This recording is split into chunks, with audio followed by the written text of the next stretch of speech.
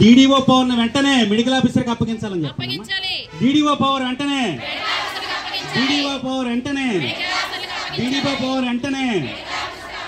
We want, we want, we want, we want, we want, we కల్పించాలి, కల్పించాలి, పదోన్నతులు, పదోన్నతులు, పదోన్నతులు, పదోన్నతులు, మా హక్కులు కాలరాసే అధికారం ఎవరికీ లేదు. వారు సొమ్ము చేసుకుంటున్నారు. మనం ఇక మీద సహించేది లేదు, ఉపేక్షించేది లేదు. ఇది ఆరంభం మాత్రమే, ఇది ఆరంభం మాత్రమే. నిర్దిష్టమైన ప్రశ్నలు లేని జవాబుగా అసలు పదోన్నతులు కావాల్సిన ఎంతమంది హాజరయ్యారు? ఎంత నిలబడుతుందా?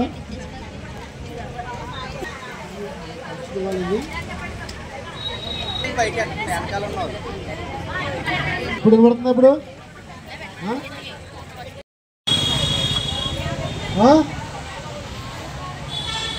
ఏంటి మీకు కావాల్సింది? ఎందుకు ఇవ్వాలి మీకు ప్రమోషన్స్? ఎవరు అర్హులు? ఎలా అర్హులు మీరు? దేనికి అర్హులు? ఎందుకు ఇవ్వాలి మీకు ప్రమోషన్స్? అమ్మా ఒకళ్ళు చెప్పండి, ఎవరో ఒకరు. కాలయాపన, కాలయాపన, కాలయాపన, రెడ్ టేపిజం నశించాలని చెప్పండి. Red tapism, red tapism. We want, we want, we want. వెంటనే పదోన్నతులు, ఫైనాన్షియల్ బెనిఫిషరీస్ అన్ని కూడా వెంటనే అమలు చేయాలి. మాకు వచ్చే ఫైనాన్షియల్ బెనిఫిట్స్ అన్ని కూడా వేధించే ధోరణి, వేధించే ధోరణి, పనిభారం, పనిభారం.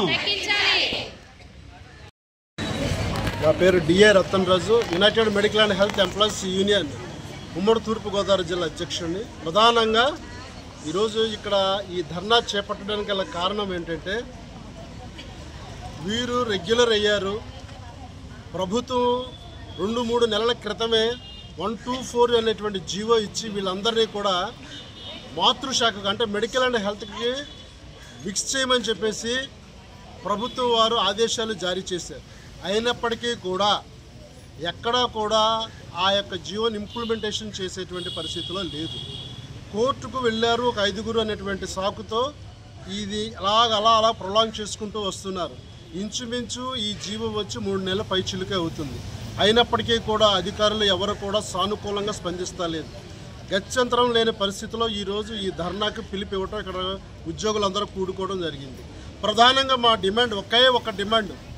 ఈరోజు సచివాలయంలో ఏఎన్ఎంగా పనిచేస్తున్నటువంటి ఆరోగ్య కార్యదర్శులు చాలా మానసిక వేదనకు గురవుతున్నారు. అటు సచివాలయ వ్యవస్థకు సంబంధించిన వాళ్ళ అర్థం కాదు, అలాగే పంచాయతీరాజ్కి సంబంధించిన వాళ్ళ అర్థం కాదు, మరియు అసలు మెడికల్ అండ్ హెల్త్కి సంబంధించిన వాళ్ళు అర్థం కాదు. వీళ్ళ మీద సుమారు లేదంటే 4-5 శాఖల వారు పెత్తనం చేస్తున్నారు. వీళ్ళకి జీతాలకి అలాగే బ్రతుకుకి ఎక్కడ కూడా భద్రత లేనటువంటి దౌర్భాగ్య పరిస్థితుల్లో ఈ రోజుల్లో వీళ్ళ వ్యవస్థ నడుస్తుంది. ప్రభుత్వం 124 అనేటువంటి జీవో ఇచ్చింది, అయినా దాన్ని ఎక్కడా కూడా అమలు చేయనటువంటి పరిస్థితిలో ఉన్నారు. కనుక మా ప్రధానమైన డిమాండ్ ఒకటి, మేము నిర్దిష్టమైన కాల పరిమితిలో మీరు ఎప్పుడు మమ్మల్ని అందరినీ మాతృశాఖ మిక్స్ చేస్తారో విత్ డీడీఓ పవర్స్ అంటే వైద్య ఆరోగ్య శాఖల పిఎస్సీలకి వీళ్ళని చేసినప్పుడు మొత్తం డీడీఓ పవర్స్ అందరూ మెడికల్ ఆఫీసర్ కంట్రోల్లో ఉండేటట్లు, జీతభత్యాలు మొదలుకొని సెలవులు మంజూరు కూడా అంతా కూడా మెడికల్ ఆఫీసర్ కంట్రోల్లో ఉండాలి, పదోన్నతులు పెరగాలి, అంతా సైక్లైజింగ్గా ఉండాలనేటువంటి ప్రధానమైనటువంటి డిమాండ్తో మేము ఈరోజు ఈ కార్యక్రమం చేపట్టడం జరిగింది. ప్రధానంగా వీళ్ళతో ఇదొక సమస్య అయితే, రెండవది యాప్స్. వీళ్ళకు ఉన్న యాప్స్ సుమారు లేదంటే 125 యాప్స్ ఉన్నాయి. ఒక్కో యాప్లో మళ్ళీ సబ్ యాప్స్ ఉంటాయి. ఈ యాప్ల్లో వీళ్ళు ఒక్కొక్క దానికి అప్లోడ్ చేసి ఎప్పటికప్పటికే ప్రభుత్వానికి చేయాలి. వీళ్ళు మానసికంగా నలిగిపోతున్నటువంటి పరిస్థితి. అటు సచివాలయ వ్యవస్థకు సంబంధించిన సర్వేలు చేయాలి, మెడికల్ అండ్ హెల్త్కి సంబంధించిన సర్వేలు చేయాలి. ఏ సర్వే కానీ ఆలస్యత్వమైన ప్రతి అధికారి కూడా వీరిని ప్రశ్నించి వీరిని కేంద్ర బిందువు చేస్తున్నటువంటి పరిస్థితి. యాప్స్ను పూర్తిగా తగ్గించాల్సినటువంటి పరిస్థితి వచ్చేసింది. అలా తగ్గించాలి అంటే వీళ్ళు పూర్తిగా ఎక్కడికి వచ్చే మెడికల్ అండ్ హెల్త్కి వచ్చేస్తే సచివాలయానికి సంబంధించిన యాప్స్ అన్నీ కూడా పూర్తిగా తగ్గిపోతాయి. వీళ్ళు మెడికల్ అండ్ హెల్త్కి సంబంధించినవి ఉంటాయి. దాన్ని కూడా మెడికల్ అండ్ హెల్త్కి వచ్చిన తర్వాత కూడా ఆ యాప్స్ని కూడా కుదించేటువంటి పరిస్థితి చేయవలసినటువంటి ఎంతైనటువంటి న్యాయపరమైనటువంటి డిమాండ్ ఇది. మూడవది ఎఫ్ఆర్ఎస్ అనేది మెడికల్ అండ్ హెల్త్లో గుద్దుబండగా తయారైంది. ఇటీవల కాలంలో ఎఫ్ఆర్ఎస్ అనేటువంటి అంశం మీద ప్రతి ఒక్కరికి కూడా షోకాజ్ నోటీసులు వస్తున్నాయి. బానిసత్వపు సంఖ్యలలో ఈరోజు వైద్యారోగ్య ఉద్యోగ వ్యవస్థ నలిగిపోతుంది.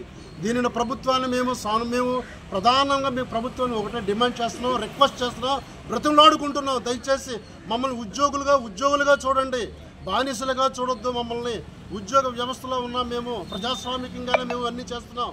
అన్ని విధాలుగా మేము అర్హులము, అర్హత కలిగినటువంటి అన్ని సెలక్షన్ ద్వారా మేము ఎన్నికైనటువంటి ఉద్యోగులు. మమ్మల్ని ఉద్యోగులుగా చేయండి. కనీసం మానసికమైనటువంటి ప్రశాంతత లేనటువంటి పరిస్థితులు ఉంది కనుక ఎఫ్ఆర్ఎస్ని రద్దు చేయాలి. అలాగే ఏఎన్ఎంసీ యొక్క యాప్స్ని వెంటనే వాటిని కుదించాలి. మెడికల్ అండ్ హెల్త్ డిపార్ట్మెంట్కి వీళ్ళందరినీ కూడా తెంచాలనేటువంటి ప్రధానమైనటువంటి డిమాండ్స్ తోటి మేము ఈరోజు ఈ కార్యక్రమం చేపట్టడం జరిగింది. కనుక వెంటనే అధికారులు, ప్రభుత్వ యంత్రాంగము కూడా వెంటనే మా ఈ యొక్క న్యాయపరమైన డిమాండ్స్ను సానుకూలంగా స్పందించి తగిన నిర్ణీతమైన కాలంలో వీళ్ళందరినీ కూడా రెగ్యులర్ చేసేటువంటి పరిస్థితి చేయగలిగితే మాత్రం మేము నిశ్చితంగా ఉండాలి. లేదంటే మా యొక్క ఉద్యమాన్ని మరింత ఉధృతం చేస్తామని ఈ సందర్భంగా అందరికీ తెలియజేస్తూ ఉన్నాను. ధన్యవాదాలు.